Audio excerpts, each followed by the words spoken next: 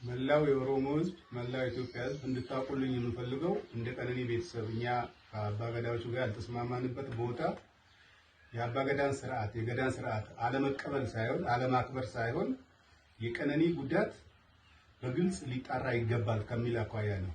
ፊቷን እንደዛ ያደረገው የደረሰባት ጉዳት መጠንና ጥልቀት መታወቅ አለበት።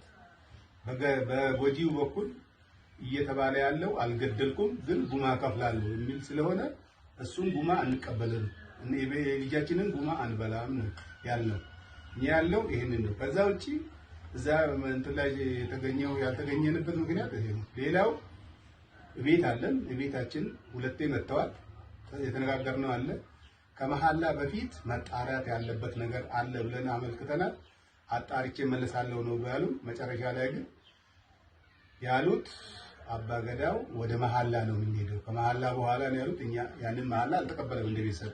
ይሄን እንድታውቁ እንፈልጋለን። በመጨረሻ ማለት የሚፈልገው መላው ውጪም ያላችሁ ውስጥም ያላችሁ ለቀነኒ ፍትህ ስትጠብቁ የነበሩ ኢትዮጵያውያን በሙሉ ከልብ የመነጨ ምስጋናችን እናቀርባለን። ሰላም ውድና የተከበራችሁ የጅማ ሚዲያ ቤተሰቦች እንዴት ናችሁ? ሰላማችሁ ብዝት ትርፍርፍ ይበልልኝ። እኔ ጋር ሁሉ ሰላም እግዚአብሔር ይመስገን። እንዴት ናችሁ? እንግዲህ ዛሬ መግቢያ ላይ እንደሰማችሁት ስለ ቀነኒ አዲስ መረጃ ወጥቷል። እንዲሁም አባገዳዎች ያሉትን ሰምታችኋል ብዬ አስባለሁ። አባት እንግዲህ የቀነኒ ወላጅ አባት ምላሽ ሰጥተዋል፣ አቶ አዱኛ በዛ ጉዳይ ላይ ማለት ነው። እየተባለ ያለው እንግዲህ እንደሰማችሁት ከሆነ አንዷለም ጎሳ ወደ ስራው እንዲመለስ አባገዳዎች መርቀው ልከውታል ተብሏል ማለት ነው። በይቅርታ ተመርቆ ወደ ስራው እንዲመለስ እስካሁን ድረስ እየሰራ ስላልነበረ 1 አመት ሙሉ እሷ ህይወቷ ካለፈ ጀምሮ አሁን ሰዓት ላይ ደግሞ ወደ ስራው እንዲመለስ እንዲሁም በሽምግልና ተይዞ ነበረ። በሽምግልና የተያዘው እንግዲህ አባት ሽምግልናውን አልቀበልም አይደለም ያሉት። 2 ጊዜ መተዋሉ። አጣርተን 3ኛ እንመለሳለን ነበር ያሉት። አልመጡም 3ኛ ላይ ብለዋሉ። እነሱ ያሉት ጉማ ልስጣችሁ ይቅርታ ይጠይቅና ጉማ ተቀበሉ። እኛ አባት ደግሞ እኛ ጉማ አንበላም፣ የልጃችን ትክክለኛ አሟሟት ቀነኒ እንዴት ነው ማን ገደላት እንዴት ሞተች የሚለውን ነገር ማወቅ እንጂ የምንፈልገው እኛ የልጃችንን ካሳ አንበላም። የኢትዮጵያ ህዝብ እንዲያቅለን እንፈልጋለን። እኛ ካሳ አንበላም፣ የልጃችንን የደም ካሳ ምንፈልግ ሰዎች አይደለንም። እኛ እሱን አንበላም። እኛ የምንፈልገው ሀቋን ብቻ በትክክለኛው መንገድ ህግ አውቆ አጣርቶ ገዳይ አንዷለምም ከሆነ ያው አንዷለም ይቅርታም ሆነ በምንም ሆነ ቢታለፈም እውነቱ ወጥቶ ማለት ነው።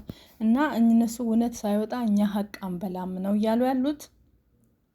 በሽምግልናው ደግሞ እየተባለ ያለው ገንዘብ ልስጣችሁ ነው። እኔ አንድ ያልገባኝ ነገር አለ። አንድ ሰው ገንዘብ የሚወስደው ማለት ነው አንድ ጥፋት ካጠፋ በዛ ነገር አንድ ሹፌር አንድ ከብት ወይም ደግሞ አንድ እንስሳ ቢገጭ ማለት ነው ያን ከገጨ በኋላ እኔ አይደለሁም ቢል ራሱ በክስ እንደ ገጨ ካመነ በይቅርታ ደግሞ ይቅርታ ገንዘብ ተገምቶ የዛ የከብት ዋጋው ይከፈላል አይደለ? ይሄንንም ምንድነው ከገጨ ትክክለኛ እሱ እንደገጨ ሹፌሩ አምኖ እሱ ከሆነ በኋላ ነው እንጂ እሱ ግን ሳይገጭ በዛ በኩል እያለፈ አንድ ከብት ተገጭቶ ሌላ ሹፌር ገጭቶት ቢሆንም ያለፈ ማለት ነው እሱ ነው ተብሎ ካለ ምስክር ካለ ምናምን ካሳ ሊከፍል አይችልም። ሰውየውም ልክፈል አይልም፣ ይታሰራል እንጂ። ምክንያቱም አላደረገማ ሲያልፍ ነው እንጂ ከዛ በፊት የነበረው ሹፌር ይሆናል ገጭቶት ያለፈው አይደል? እንደ ምሳሌ ስነግራችሁ። ስለዚህ ያኛው ሰውዬ ተፈልጎ የመጀመሪያ ገጭቶት ያለፈው እንጂ ከኋላ የመጣው ሹፌር አንተን መባል የለበትም። እሱም ደግሞ አይከፍልም እርግጠኝነት ላላደረገው ነገር።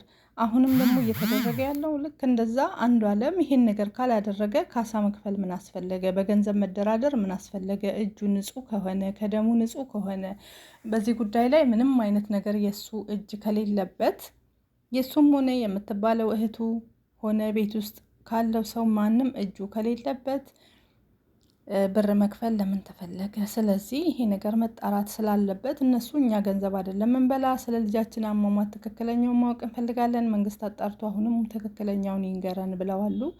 ይሄ ነው ያለው ነገር ማለት ነው። በጣም ያሳዝናል። እንግዲህ የቀነኒ ህይወት ደም ከልብ ሆኗል። ቀነኒ ትዝታ እንዲሁም ደግሞ አቢቲም እንደዛው በቀን በጠራራ ፀሐይ ነው። የቀነኒና የአቢቲ ደግሞ አንድ አይነት ሁለቱም ከ4ኛ ከ5ኛ ፎቅ ወደቁ ነው የተባለው። ግን አይደለም። ሁለቱንም ሰው ነው ህይወታቸውን የነጠቀ በሚያሳዝን ሁኔታ። የአቤቲ ጭራሽ በጠራራ ፀሐይ ከቀኑ 7 ሰዓት ላይ ከሆቴል ውስጥ ህዝብ ባለበት ቪዲዮ ሁሉ ወጥቶ በተለቀቀበት ማለት ነው። ይሄ ምስኪን ማለት ነው እንግዲህ ለምስኪን እናቱ እንዴት እንደተንገበገበች አይታችኋል። መቼስ በቪዲዮ አምጥቼላችሁ ነበረ። ደመከልብ ሆኖ ቀርቷል። ትዝታም እንደዛ በዛ በአሰቃቂ ሁኔታ ህይወቷ ያለፈው ትዝታ የእሷን በአባገዳ ተይዟል። በጣም የሚያሳዝን ነገር በሽምግልና እያስተብሎ ምንም ነገር ሚዲያ ላይ እንዳይወጣ ስለ ትዝታ ተሸፋፍኖ ነው ያለ በብር ኃይል ብቻ ለማሸነፍ። በጣም ያሳዝናል። አገራችን ላይ ከእለት እለት እየተደረገ ያለው ከእለት እለት ፍትህ ያጡ ነፍሶች በጣም ብዙ ናቸው። በሰው እጅ ህይወታቸው የተነጠቀ ደግሞ የሚያማምሩ ቆንጆ ናቸው። ወንዶቹም ሴቶቹም በሰው እጅ ህይወታቸው ያለፈ በአጠቃላይ እውነት ህጻናቶቹም ወጣቶቹም በጣም ነው የሚያምሩት። ስታዩቸው ራሱ ያሳዝናሉ አይደለም። እኔ እንጃ ሰው በምን አክል ጭካኔ እንደሆነ አናቅም። አንዳንዴ ደግሞ እናትን እንኳን ልጅ በእናቱ ላይ በጨከነበት ዘመን ላይ እኛ እንደዚህ አይነት ነገር ማውራታችን ፍቅረኛ፣ ጓደኛ ምናምን ጎረቤት ምናምን የምንለው ነገር ቀላል ነው። ምክንያቱም ከእናት አይበልጥም። በቀደሟን እናት አይታችኋል አይደለ? ፎቶ አስገብቼላችኋለሁ። ፎቶዋን ታያላችሁ ማለት ነው። እናትና ልጅን የገዳይም የሟችም አስገብቼላችኋለሁ። እንግዲህ አንድ ፍሬ ልጅ ነው። እነሱም እንዴት ነው መሰላችሁ አሟሟታቸው? እህት ተናግራለች ትላንትና በኦሮምኛ ማለት ነው። አዜብ ዩቲዩብ ላይ ለቀቄላችኋለሁ። በኦሮምኛ ላይ የሟች ልጅ ሴቷ ልጅ ዱባይ ያለችው ትክክለኛውን አሟሟት ተናግራለች። ያለን 2 ቤት ነው አለች። እናቴና ወንድሜ አንድ ቤት ነበረ የሚኖሩት። አብረው እየኖሩ እያሉ እየሰከረ እየመጣ እናቴን አንዴ በስለት ካልወጋውሽ፣ አንዴ ደግሞ ካልደፈርኩሽ የተለያየ ነገር እያደረገ እየቀጠቀጠ እናቴን ያስቸግራታል። ይሄ ልጅ አንድ ቀን ይገለኛል ብላ እኛም ውጭና ለብቻሽ እዛኛው ቤት ኑሪ ያልናት። ከልጁ ጋር አብረው እየኖሩ ወጥታ እዛ ሌላ ቤት መኖር ጀመረች። ሙሉን ቤቱን ለቃለት ወጣች፣ የምትኖርበትን ሴትዮዋ ማለት ነው። ከዛም ወጥታ ሌላ ቤት ውስጥ እየኖረች እያለ ጎረቤት የለም ሰው የለም አካባቢው ላይ ብላለች እንደተናገረችው። ከዚህ በፊት ግን ሰው ቤት ነው ሄዳ የምታድር ተብሎ ነበረ። ያ መረጃ ትክክል አይደለም። እራሷ ልጅቷ ተረጋግታ እውነታውን ተናግራለች ማለት ነው። እና ጎረቤት የለም ብቻዋን እዛ እየኖረች እያለ ልጄን እርቦታል ምግብ እጄ ላድርስለት ትልና የእናት አንጀት ስለሆነ ምግብ ሰርታ ይዛ በሳህን ቋጥራ ምግብ ይዛለት ሄደች። ስትሄድ ቤት ውስጥ ነበረ፣ ከፈተ፣ አስገባት። ከገባች በኋላ ነው እንግዲህ እዛ ቁርጥርጥ አድርጎ ህይወቷን እያጠፋ ማለት ነው። እንግዲህ በዛን ሰዓት አጭሶም ሊሆን ይችላል፣ ጠጥቶም ሊሆን ይችላል ይሄ ልጅ ማለት ነው። ከዚህ በፊትም እንደዛ እያደረገ ነው እናቱ ላይ የሚጫወተው ማለት ነው። እንግዲህ ከዛን በስለት ከቆራረጣት በኋላ እዛው ቤት ውስጥ ቆፍሮ እዛው መኖሪያ ቤት ውስጥ ይቀብራታል። አካባቢው ሸተተ ለ4 ቀን እንዳለ አካባቢው ሲሸት ጊዜ በፖሊስ ኧረ እዚህ ቦታ የሚሸት ነገር አለ ምንድን ነው ብለው ፖሊስ አምጥተው የሞተ ነገር አለ በጣም ሽታው በጣም በረታ ማለት ነው ብለው በፖሊስ መጥቶ ቤቱ ሲፈተሽ ጊዜ ማለት ነው የእናት እጅ ለብቻ እግር ለብቻ ሰውነቷ አካላቷ ለየብቻ ተቆራርጦ ተገኘ። ይሄን ያደረገው ወላጅ ልጅ እንግዲህ ልጁን ብታዩት በጣም ትንሽ ልጅ ነው። አላቅም እድሜውን 20 ቤት የሚሞላ ልጅ ራሱ አይመስልም ስታዩት። ቀጫጫ ነው፣ ትንሽ ልጅ ነው። ምን አይነት ክፉ መንፈስ ላዩ ላይ አድሮበት ይሄንን ብርታት እንደሰጠው በእናት እንደዚህ እንዲጨክን ያደረገው ጉልበቱንም ጭካኔውንም ምን እንደሆነ አላቅም። እንግዲህ ጎረቤት አለመኖሩ ብትጮህ እንኳን የሚደርስላት በማጣቷ አፍኖ ነው ይሄን ነገር ያደረገ። በጣም በሚያሳዝን ሁኔታ ልጁ በቁጥጥር ስር ውሏል። አሁን ልጅ እያለች ያለችው እናቴን እንዳደረጋት ወንድሜ ይደረግልኝ እያለችን ያለችው። ወንድሜ በእስር ሳይሆን ልክ እንደ እናቴ እሱም እንደዚህ አይነት ነገር ይደረግና እሱም ይገደል፣ ቢኖርም እኔንም ሆነ የቀረው አንድ ወንድሜንም ለኛም አይበጅም እያለች ነው። በጣም ያሳዝናል።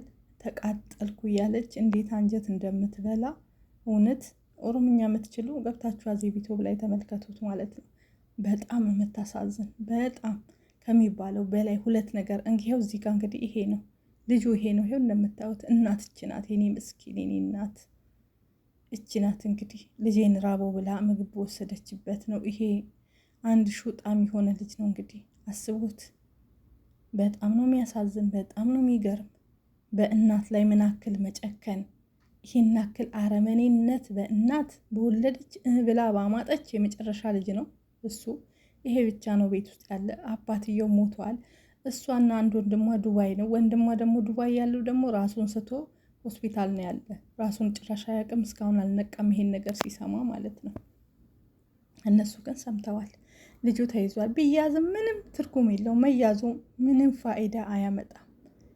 በእናት በዚች ምስኪን እናት በወለደች ራበው ብላ ምግብ ይዛ በሄደች ባጎረሰችው። እግዚኦ መሐረነ ክርስቶስ። አስቡት እንደዚህ ልጅ በእናቱ በጨከነበት ዘመን እኛ ፍቅረኛ ጓደኛ ምናምን እያልን እንደዚህ ያደረገ ብለን የእውነት እኮ ነው የምለው። ባል ሚስት እንላለን። የባሰም አለ፣ ሀገርን ለቃት ሄድ ነው እና የባሰም አለ። ይኸው የነቀነኒ የነትዝታ የናቢቲ የሌላዎቹ በእነሱ ስናለቅስ የበለጠ ደግሞ ይኸው እችን እናት ተመልከቷት በወለደችው ልጇ። በጣም እና ያለንበት የመጨረሻው ዘመን እንደሆነ ተመልከቱ። ምን ያክል ክፉ ዘመን ላይ እንዳለን እንደደረስን የሚያሳይ ነገር ነው። አሁን ተንበርክከን የምንጸልይበት ሰዓት አሁን ነው። እውነቴን ነው የምላችሁ፣ አሁን ነው የጸሎት ሰዓታችን። በጣም በሚያሳዝን ሁኔታ ስንቶቹ ደመከልብ ሆነው ቀሩ። እኛ ለሌላው እናለቅሳለን። ቴዲ ራያ ባለፈው ስናብድ ነበር አይደል? ለቴዲ ስንል ያጎት ልጅ እንዴት ያጎቱ ልጅ ወንድሙ እንዴት ብለን ይኸው ልጅ በእናቱ በጨከነበት ዘመን መጣ። እኛ ያጎት ልጅ ገደለ፣ ያክስት ልጅ ገደለ እያልን እኛ ስንል ልጅ በእናቱ የገዛ እናቱን ልጅ እንደዚህ በሚያደርግበት ዘመን ላይ ደርሰናል። ይሄ በጣም የሚያሳዝንና የሚያስከፋ ዘመን ላይ ያለነው። በአሁኑ ሰዓት ላይ መጸለይ፣ ተንበርክከን ወደ እግዚአብሔር መጮህ አለብን። ለሞቱት ነፍስ ይማር፣ ለቤተሰብ መጽናናትን ያድልልን። እንደ ኢትዮጵያ ሕዝብ በሙሉ እግዚአብሔር አምላክ እንግዲህ አላቅም እኔ ምን ብዬ እንደምል። እሱ የሆነ ምሕረት ያምጣልን፣ ምሕረት ያውርድልን። የጭካኔ ዘመን ላይ ደርሰናል። እግዚአብሔር አምላክ እሱ አያል ነውና የማይቸግረው አምላክ ያምጣልን፣ መፍትሄ ያምጣልን። በቃ ፈጣሪ፣ ሌላ ምንም እንለው ነገር የለም። ልንጠፋ ነው። ልጅ በእናት ከጨከነ ከዚህ በላይ ምን ይመጣል? በወላድ እናቱ በእናት አለ እኮ የሚመታ ልጅ አይተናል፣ የሚሰድብ ልጅ አይተናል። የዚህ እስከፋ እኮ ጭራሽ ጤናማ አይደለም ልጁ እንዳይባል ጤናማ ነው። መደበቅን በምን አወቀ? መቅበርን በምን አወቀ? ኖርማን ካልሆነ ያመዋል ወይ ሲባል አያመውም ብላለች ልጅቷ። አያመውም፣ ጤናማ ነው፣ ምንም በሽታ የለበትም። ይጠጣል፣ ይሰክራል፣ ምን ይላል፣ መጥቶ ይደበድባታል፣ አብሬሽ ካልተኛው ከአንቺ ጋር ይላታል፣ ሌላ ነገሮች እያለ ሲያስቸግራት ነው ቤቱን ለቃለት የወጣች እንጂ ጤናማ ነው ብላለች። ያሳዝናል በጣም። ነፍስ ይማር፣ ለቤተሰብ መጽናናትን ያድልልን። ፍትህ የለም እንግዲህ፣ ፍትህ የምንጠይቅበት ነገር የለም። መንግስት እንደፈለገ ያድርግ፣ ዝም ብለን እናያለን በቃ።